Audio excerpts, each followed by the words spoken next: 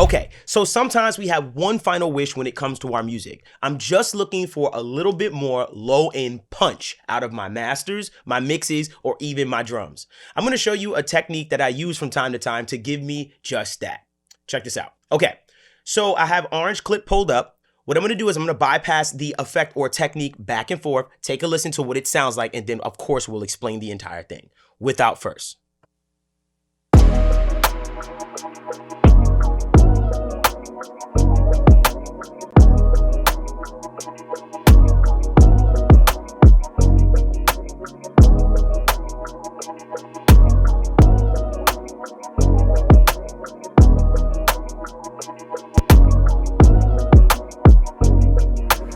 So as I'm listening to that, I noticed that the low end just feels like it has more weight and more punch in the mix. One thing I do want you to also note is that we are not eating up a bunch of headroom when we're doing this technique. Why is that important? Well, say for instance, you said to yourself, okay, I want more low end out of my sound. You then go to the kick and you then go to the bass and you turn them up. When you do that, chances are you're going to be eating up a lot more headroom in the mix, thus causing your limiter at the end to have to work harder. A lot of times when that limiter has to work really hard and you go from 2 dB of gain reduction to 4 dB of gain reduction, you get more of that smash on your sound and squeezing that dynamic range. What this can result in is a ton of different things, and one in particular is making the record feel smaller. There's countless times that I've seen some of even my members bring records in, and I can hear that squash sound because they're trying to get more loudness out of the record and squeeze the dynamic range, but what they don't realize they're also doing is making the record just feel overall smaller.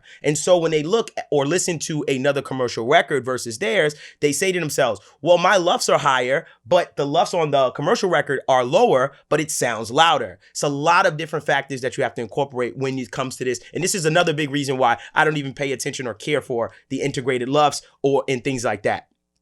I'm going to show you this technique. Long story short, it's giving you more low-end punch out of the sound without eating up a bunch of headroom and maintaining that peak level. I'm going to show you how I set it up, and this will give you that sound that you just heard. And I did it in a subtle way, but I can make this thing really dramatic if I wanted to too. Let's dive into it. Okay, so how do we set this technique up? How do we get more out of it without eating up a bunch of headroom? First thing I want to show you is what it's accomplishing as far as the peak level. So when I'm talking about the headroom, I'm paying attention to the peak level. So before, what were the peak levels of this song before we actually applied the effect? So without.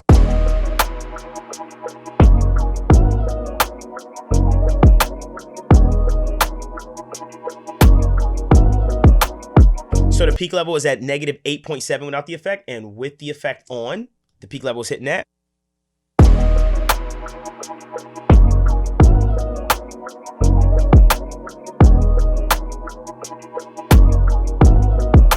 So a difference of 0.1 dB from a peak level standpoint that it's showing. But the one with the actual effect on does feel louder in the low end and feels a little bit more weighty and more punchy to me in that bottom end. But we didn't sacrifice a bunch of headroom in doing so. So when I go to my limiter to make things quote unquote louder, if it was hitting at about 2 dB of gain reduction before, it should be reacting to the same amount as far as level is concerned. Now, granted, we could talk about RMS and perceived volume and stuff like that, but to keep it on a surface level, just know from a headroom standpoint, this effect or this technique isn't eating up a bunch of headroom in order to accomplish all that low end, as opposed to you just turning it up, where that a lot of times I see people do. You're going to be eating up a ton of headroom later on down the line, and your limiter is going to work much, much harder. Okay, so how do we approach this? How do we set this up? How do we kind of go about just putting the technique on and when to employ it?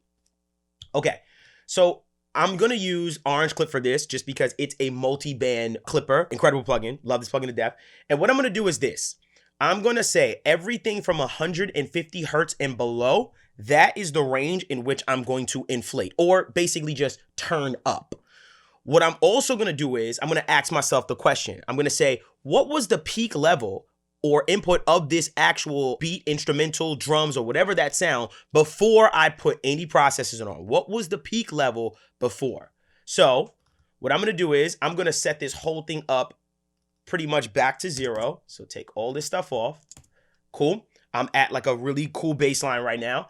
And now what I'm gonna do is I am going to take a look at what the peak level is before, and then I'll show you what the next step is. So this is the peak level before I did any processing. Check it out.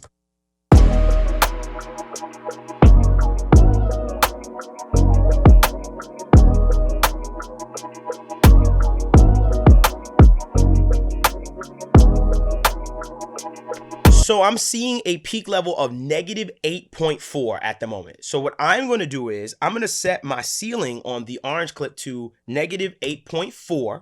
And what this is going to do is this is going to ensure that anything that goes past negative 8.4, I'm going to soft clip. So I'm going to soft clip anything that goes past that. Why am I doing it? I'm doing it because now when I actually inflate everything from 150 hertz and below, I know that I am going to be at that same peak level applying that soft clipping that's occurring in that inflation. So what I'm doing is I'm pushing into the soft clipper at the same peak level, ceiling wise, and inflating the low end and getting it compensated or getting it at the same peak level, just pushing into the soft clipper. I'll show you exactly what it looks like. So now that I got my peak level or my ceiling set to where it was before or what it naturally just is from a peak level standpoint, I'm now gonna push into that soft clipper a bit, just inflating everything from 150 hertz and below and turn it up. So check this out.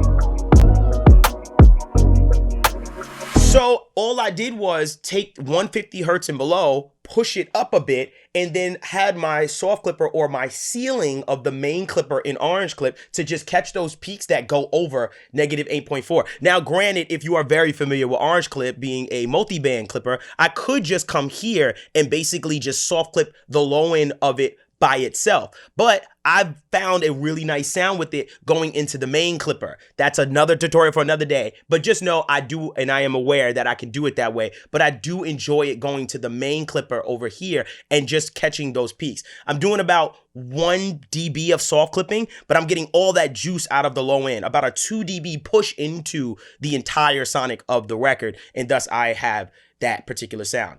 Again, I'm doing it because it helps me to get all that low end punch out of the drum sound that I want, but at the same time, not eat up so much headroom. And to me, that was the most important part of inflating or getting more out of the low end, because if I'm eating up a bunch of headroom, then I know deep down that my limiter is going to work harder. If my limiter is going to work harder, I'll do one or two things. I'll back off on a limiter, which can make things feel a bit quieter, or I can double down on my limiter, just leave it where it is, which is now smashing the record a little bit more and reacting more and working harder, which can also make the record feel a little bit smaller. So what I'm doing is I'm just squeezing some dynamics out of the low end or just the drum sound or the low end sound in general, as far as the beat or as far as the mix or as far as the drum bus.